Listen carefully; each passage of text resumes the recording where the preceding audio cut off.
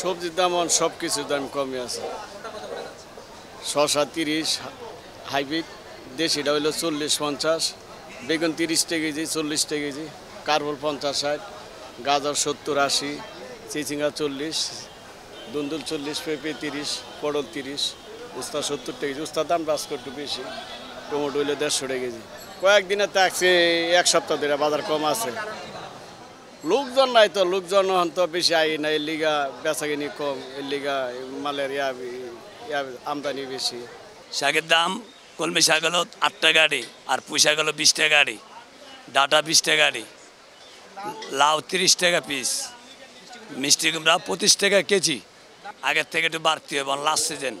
শাকের দামও বাড়তি, কি লেগে এখন মালের যে কোনো মালের একটা সিজন আছে, লাস্ট সিজন হয়ে গেছে। এটা আর বিনিয়োগ করবো না, যেটা কমবো। কোনো ওইটার ভিতরে প্রভাব তো আছেই, ওই সব তো কোনো কাস্টমার ঢুকতে পারে না। মালের দাম আসলে সস্তা।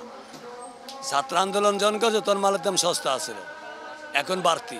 ব্যবসায়ী কাঁচামাল না, আপনার সামনে সিজন আছে একদম 10 টাকা, সামনে সিজন আছে কমতেও পারে।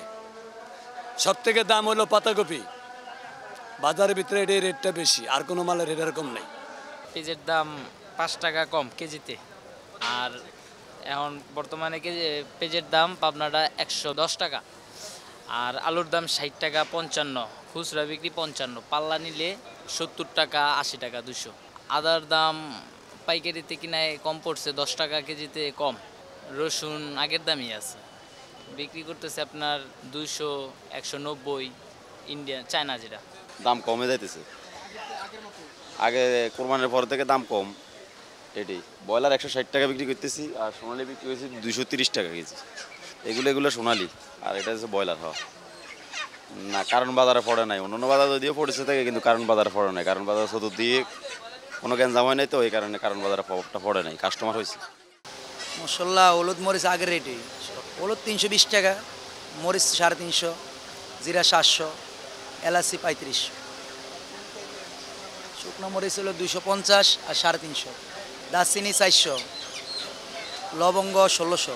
অন্যান্য সবজির দাম কম, কিন্তু করলার দাম বেশি, টমেটোর দাম বেশি, পেঁপের দাম বেশি, কাঁচামরিচের দাম একটু কমছে।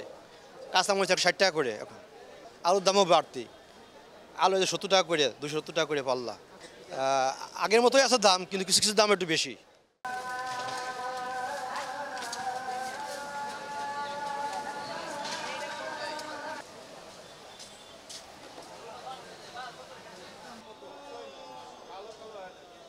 না করলে টাকা দিতে হবে।